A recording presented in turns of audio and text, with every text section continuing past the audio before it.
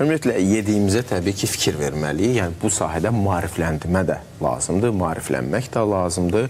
Bu maarifləmə həm televiziyaların, həm də elə bu sahə ilə məşğul olan qurumların da üzərinə düşür ki, Qida Təhlükəsizliyi Agentliyi də bu sahədə demək elə yerinə düşər. Həm indi konservat qidaların sağlamlığa təsiri mövzusunu bir qədər yüngül də olsa davam etdirəcək. Həmçinin sağlamlığa digər belə bir stereotiplər də var, mif varmı deyim. Yəni bu sahədə də palma yağı ilə bağlı çoxlu fikirlər dolaşır. Bu sahədə aydınlıq gətirəcək, uşaq qidalarında palma yağı və s. bu kimi məsələləri studiyamızda müzakirə etmək üçün Qida Təhlükəsizliyi Agentliyinin Qida Təhlükəsizliyi şöbəsinin müdürü Validə Sadıqova bizim studiyamızdadır. Xoş gəlmişsiniz. Təşəkkür edirəm. Deməli, ilk olaraq elə palma yağından başlayaq. Çünki konservat qidalarla bağlı kifayət qədər sujetdə bir qədər əhatə olundu bu məsələ. Bu stereotiplər var ki, istifadəsi hansı hallarda təhlükəlidir və yaxud da təhlükəsiz. Ümumiyyətlə, palma yağı təhlükəlidirmi? Çox sağ olun, təşəkkür edirəm. Bizim yediyimiz kərə və duru yağıdır təbii ki. Təşəkkür edirəm bu sual üçün. Ümumilikdə, palma yağı ilə bağlı çox geniş istifadə olunan bir məhsuldur.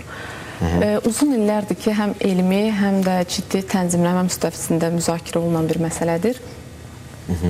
Lakin bu müzakirələrin emosionallığı məncə bu barədə məlumatın çox olması ilə əvvəla bağlıdır. Və bir də mediada paylaşılan məlumatların natamam və çox vaxt kontekstdən çıxarılmış olması ilə. Maraqlıdır, buyurun. Niyə çoxdur əvvəla? Çünki heç bir bitki yağı palma yağı qədər araşdırılmayıb və bu qədər elmi tədqiqatlar, məqalələr yazılmayıb. İkinci məsələ çox vacib. 10 ilə qədər palma yağı bu qədər müzakirə olunur. Həqiqətən, heç bilmirəm. Xronologiyaya baxsaq, 2016-cı ildə bütün Avropa İttifaqı ölkələrində qida təhlükəsizliyinə cavabdeh olan qurum EFSA tərəfindən bir məlumat dərc olundu, bir məqalə dərc olundu. Və bu rezonans ondan sonra başladı. Məqalədə deyilir, bütün bitki yağları, o cümlədən palma yağları yüksək temperatura, yüksək termiki emala məruz qalarkən kimyəvi, kanserogen təsirə və genotoksik təsirə malik maddələr yarana bilər. Burada altını xətt çəkmək istədiyim məqam bütün bitki yağları, o cümlədən palma yağlarıdır. Və Avropa və Dünya Səhiyyə Təşkilatı, BMT Nəzarət və Kənd Təsərrüfatı Təşkilatı hər kəsi ayağa qaldırdı. Bundan sonra bu məsələlər çox aktuallaşdı. İstehlakçılar tərəfindən haqlı narazılıqlar oldu. Bəli, Avropa İttifaqı və beynəlxalq ən qabaqcıl praktika bu riski qəbul etdi. Lakin bu risk həm idarə edilə biləndir, həm də buna nəzarət mexanizmi mümkündür. Ən optimal seçim olaraq gündəlik, hansı ki o qəliz də olsa istəyirsiniz bu ifadələri bir dəfə səsləndirək, daha sonra emal çirkləndiriciləri deyərik. Daha çox 3,2 monoxlor propandiol və glisidil esterlərindən gedir söhbət. Alimlər bunun üçün hansı dərəcədən yuxarıda bu məhsullarda bu kimyəvi maddələr yarana bilər və bunların insan orqanizminə zərər verməyəcək hədləri nələrdir, onları müəyyən etdilər və tənzimlədilər. Azərbaycan burada çox yerində siyasət yürüdərək eyni reglamenti öz qanunvericiliyimizə inteqrasiya olunduğu Qida Təhlükəsizliyi Agentliyi tərəfindən 2019-cu ildən etibarən bu tənzimlənir. Tək palma yağı yox, bütün bitki yağlarında. Ümumilikdə 9 təhlükəsizlik və 17 keyfiyyət göstəriciləri üzrə yoxlanılır. İndi mən deyəcəm Azərbaycanda vəziyyət necədir palma yağı ilə bağlı, amma bundan əvvəl demək istəyirəm ki, dünyada ümumiyyətlə çox geniş istifadə olunan yağdır. Dünyanın bitki yağı tələbatının 30-35% palma yağı hesabına təmin olunur. Bu statistik rəqəm onu deyir ki, burada söhbət çox geniş istifadə olunan bir xam maldan gedir. Yəni bu tək yağ kimi yox, ingredient kimi məhsulların tərkibində qarşımıza çıxır. Və nəyə görə bu belədir? Bunun çox səbəbi var. Bir sadə istehlakçılar üçün məlumat deyəcəm. Bütün bitki yağları onların tərkibinə görə duru yağdadır otaq temperaturunda. Çünki onların tərkibində doymamış yağ turşuları daha çoxdur. Sənayedə bu bitki yağlarını səmərəli istifadə edə bilmək üçün hidrogenləşdirirlər və digər emal metodlarına məruz qoyurlar ki, o qatılaşsın. Palma yağı isə tərkibində 51% daha çox doymuş yağ turşuları olduğuna görə zaten otaq temperaturunda qatılaşmış, yarım bərk şəkildədir. Bu onu digər bitki yağlarına nisbətən daha texnoloji cəhətdən üstünlüyə malikdir deyə bilərik. Bunun daha bir çox səbəbləri var. Palma yağı kimi rezonans doğuran bir də transyağ turşuları var. Yəqin ki, mediada çox paylaşılır bu da. Bu da hidrogenləşmə zamanı 200-lərin üzərində temperatur qalxarkən yaranır və bunun üçün sənaye məcbur olur digər emal metodlarına üst tutsun. Məsələn, daxili efirləşmə dediyimiz interesterifikasiya və s. Palma yağı burada da çox öz təbii göstəricilərinə görə çox uyumludur bu metodlarda. İndi icazənizlə Azərbaycandakı vəziyyətdən. Azərbaycanda palma yetişdirilmir, ilkin istehsalı yoxdur. Ölkəyə bu məhsul çox məhdud sayda şirkətlər tərəfindən ixal olunur. İdxal olunduqdan sonra müəyyən şirkətlərə tədarük olunur və həmin şirkətlər tərəfindən 3 kateqoriya məhsullarda istifadə olunur ingredient kimi. Agentlik tərəfindən bu məhsul ölkəyə idxal olunarkən fiziki nəzarətə cəlb olunur, nümunələr götürülür və laborator sınaqlara cəlb olunur. Dediyim bayaq 9 təhlükəsizlik və 17 keyfiyyət göstəriciləri üzrə yoxlanılır. Daha sonra məhsul xam mal kimi istifadə olunmaq üçün də bayaq dediyimiz risk nə zaman yaranırdı? Temperatur, rafinasiya zamanı, deodorasiya, yəni emal proseslərində. Çünki onlar emal çirkləndiricilərdir. Agentlik tərəfindən həmin məhsullar xam mal kimi istifadə olunmazdan əvvəl nümunələr götürülür və laborator müayinələr dediyim göstəricilər üzrə yoxlanılır. Hər bir etapda qanunvericiliyin tələbinə cavab verməyən məhsulların dövriyyədən çıxarılması, ölkədən geri qaytarılmasına bağlı müvafiq qərarlar verilir. Üçüncü etaba diqqətinizi çəkmək istəyirəm. Əvvəla onu deyək ki, Azərbaycanda palma yağları əsas 3 kateqoriya məhsullarda istifadə olunur. Bu, margarinlər, spreylər və qarışıq bitki yağlarının istehsalıdır. Unlu qənnadı məmulatların istehsalıdır və bir də texnoloji məqsədlərlə bəzi glazur şokoladlar örtüklərinin hazırlanmasında istifadə olunur. Üçüncü etapda nəzarət necə həyata keçirilir? Həmin, deyək ki, biskvit hazırlandı, o da axı termiki emaldan keçir və bişirilir. Həmin zaman, həmin məhsuldan ekstraksiya olunaraq yağın çıxarılması və müayinəyə cəlb olunması, həmin o ki, çirkləndiricinin yol verilən hədlərin keçib-keçmədiyinin yoxlanılması da mümkündür. Yəni, bu 3 etaplı və zənnimcə tam əhatəli nəzarət bizə imkan verir ki, palma yağı təhlükəsiz. Palma yağının tam təhlükəsizliyi və minimum keyfiyyət göstərilən cavab verməsini təmin edək. Məsələ burada məncə tamamilə başqa bir yerdədir. İcazənizlə. Buyurun. Sadəcə mənə elə gəlir ki, burada təhlükəli qida ilə sağlam qida, təhlükəsiz qida və sağlam qida anlayışlarını qarışdırırıq bəzən. İncə bir xətt var orada, belə başa. Siz məndən soruşsaz ki, margarinmi, kərə yağımı? Mən tam səmimi olaraq şəxsi seçimim deyəcəm ki, kərə yağı. Amma bu deməkdirmi ki, margarin ölkədə qadağan olunmalıdır? Əgər bu margarin və ya çünki niyə palma yağı? Bütün bitki yağlarının çox hissəsini bayaq səsləndirdiyim statistikaya görə palma yağı təşkil edir. Əgər bu təhlükəsizlik göstəricilərinə cavab verirsə, burada artıq məsələ qida təhlükəsizliyi məsələsi deyil. Bu fərdi seçim və real iqtisadi reallıqdır deyə bilərik. Bəli, bu tək palma yağlarına yox, digər qidalara da bunu şamil edə bilərik. Sağlam qida sayılmayan şirinləşdirilmiş qazlı içkilər. Bunlar tam təhlükəsiz şəkildə dövrəyə buraxılır. Bəli.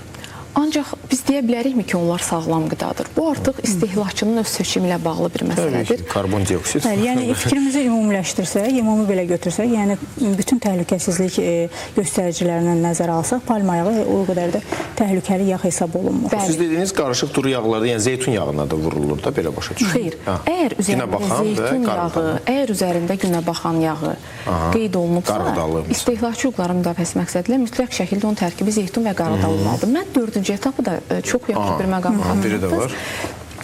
Bunlardan əlavə, agentlik tərəfindən ən son palma yağına dair monitorinq ötən ay keçirilib və bu 3 etapdan əlavə hansı məhsullarda ki, paketlənmiş, qablaşdırılmış məhsullarda palma yağı istifadə olunub, onların etiketində istehlakçının məlumatlandırılması üçün doğrudan da tərkibində palma yağı var yazısı məsələsinin monitorinqi aparıldı. Hansı məhsullarda ki, bu yazılar yox idi, onların dövrədən çıxarılmasına bağlı qərarlar verildi. Onları maarifləndirdiniz ki, bunu yazın və istehlakçı bilsin ki, bu yazılmalıdır. Bu qanunvericiliyin tələbidir. Aydındır. Validə xanım, bir məsələ də var ki, uşaq qidalarında da düzdür bu məsələ, palma yağları var. Siz dediniz ki, başa düşdü ki, bu artıq heç bir problem yoxdur. Uşaq qidalarında da olması, belə başa düşdüm ki, heç bir qorxulu effekt vermir. Konservantların tərkibində necə? Yəni, həmin bu palma yağının olması onların uzun ömürlülüyünə və yaxud da əks... Xeyr, konservantlarla heç bir əlaqəsi yoxdur. Yoxdur, bu da Uşaq qidalarında palma yağı ola bilər, üzərində bu qeyd olunur, olmayanlar da. Hətta agentlik tərəfindən istehlakçı hüquqları müdafiəsinə bağlı bir monitorinqdə keçirilib. Üzərində yazılar olur bir çox qidaların, tərkibində palma yağı yoxdur, tərkibində şəkər yoxdur, GMO yoxdur və s. Bu kimi marketinq həmlələrindən istifadə olunur. Agentlik bununla da bağlı istehlakçı hüquqlarının qorunması baxımından mütəmadi monitorinqlər aparılır. Əgər üzərində palma yağı yoxdursa, onun içərisində olmalı deyil. Ola bilər, lakin uşaq qidaları, burada istifadəçi profili çox həssas əhali qrupundan olan uşaqlar və bilirsiniz ki, kimyəvi maddələr insan çəkisinə görə hesablanır.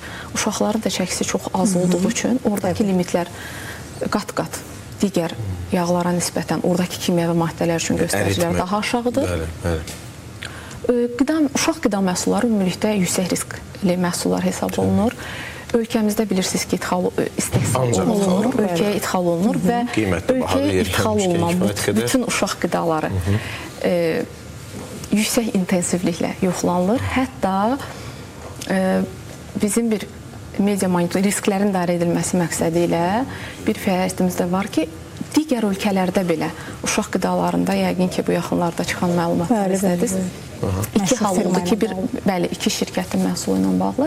Onlardan birinin mağazalardan geri çağırılması ilə bağlı qərar verildi, məlumat əldə edilən kimi və ikincisi isə ölkəyə idxal olunmuşdu, lakin dövrəyə buraxılmamışdı. Bizdə gələn partiyada o təhlükə yox idi. Amma orada ehtiyatlıq prinsipi nəzərə alınaraq geri çağırılma qərarı verildi. Digər məhsul isə ölkəyə idxal olunsa da dövrəyə buraxılmamışdı, geri qaytarılmasına bağlı qərar verildi. Elə bu monitorinqdən söz düşmüşkən bir vətəndaş bizə müraciət edib qaynar xəttimizə. Bəzən nöqsan aşkarlanan məhsullar barədə sizin agentlik tərəfindən məlumat verilir, onlara məlumat verilir, amma həmin məhsullara yenə də piştaxtalarda rast gəlmək olur. Belə məhsulların yığışdırılması mexanizmi necə işləyir? Bax, burada da çox təşəkkür edirəm bu sual üçün. Çünki bəzən istehlakçılarımız hər hansısa bir şirkətin bir məhsulunun adını eşidəndə bunun bütün partiyalara şamil olunması təəssüratı alınır. Hansı ki, həmin partiyalar... O brend altından ümumiyyətlə çəkinirlər. Bəli, həmin partiyaların geri çağırılması məsələsi icra olunduqdan sonra digər partiyaların satılması mümkündür və o məhsulda da, mən bunu da istəyərəm bildirim, risk Azərbaycana gələn məhsullar yoxlanılmışdı və orada həmin göstəricilə bağlı uyğunsuzluq yox idi. Sadəcə şirkət, istehsalçı şirkət özü bəyan edirdi ki, ehtiyatlıq prinsipindən geri çağırılma qərarı edirik. Çünki dediyimiz kimi həssas əhali qrupuna xitab edən bir məhsullar. Validə xanım, evdə hazırlanan məhsullarla sənaye məhsulları arasında istəyək fərqə toxunaq. Elə bu yaxınlarda Qida Təhlükəsizliyi Agentliyi bazalarda açıq satılan kələm turşuları ilə bağlı onların rənglənməsi ilə bağlı da bir açıqlama yaymışdı ki, belə bir xəbər var və siz də monitorinqə keçdiniz bazarlarda. Həmçinin elə sosial şəbəkələrdə yayılıb, bilmirəm nə dərəcədə realdır. Portağalların da marketdən alınan portağalların xüsusi rəngləndiricilərlə bəzədilməsi kimi bir təəssüratı da var idi. Sosial şəbəkə istifadəçisi buna əyani şəkildə göstərirdi. Bəli, hər birindən bağlı. Hətta deyərdim, bəzən kalbasa məhsullarında da, şəxsən özüm şahid olmuşam, taxtanın üzərində doğrayan zaman görürsünüz ki, taxtanın üstündə çox belə qırmızı rəng əmələ gəlir.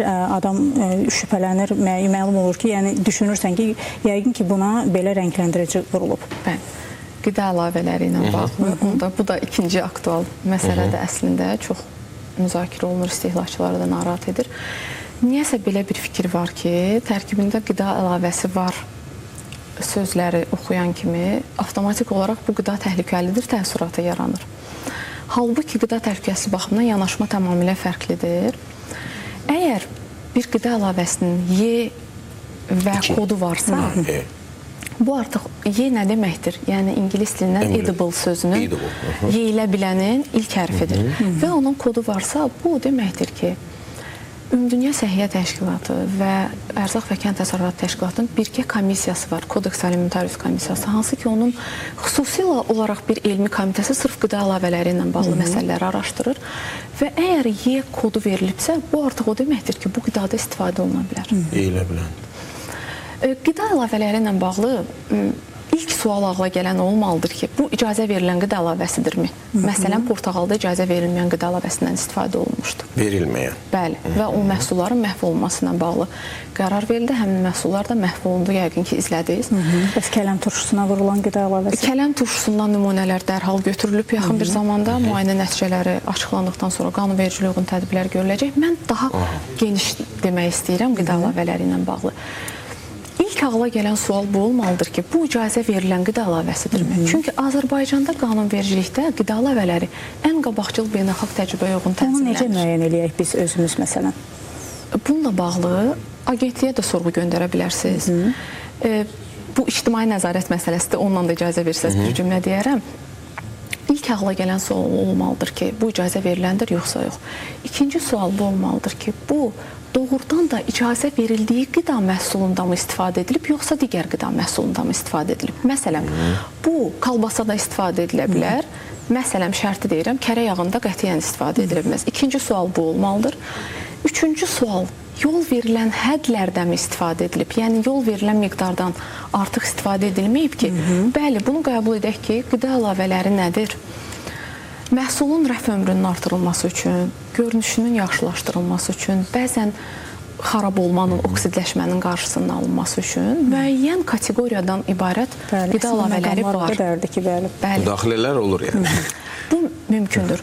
Lakin bayaq dediyim alqoritmlə o 3 sualın da cavabı bəlidirsə, yəni icazə verilən qida əlavəsidir, yerli qanunvericiliyimizlə, xeyr, o demək deyil.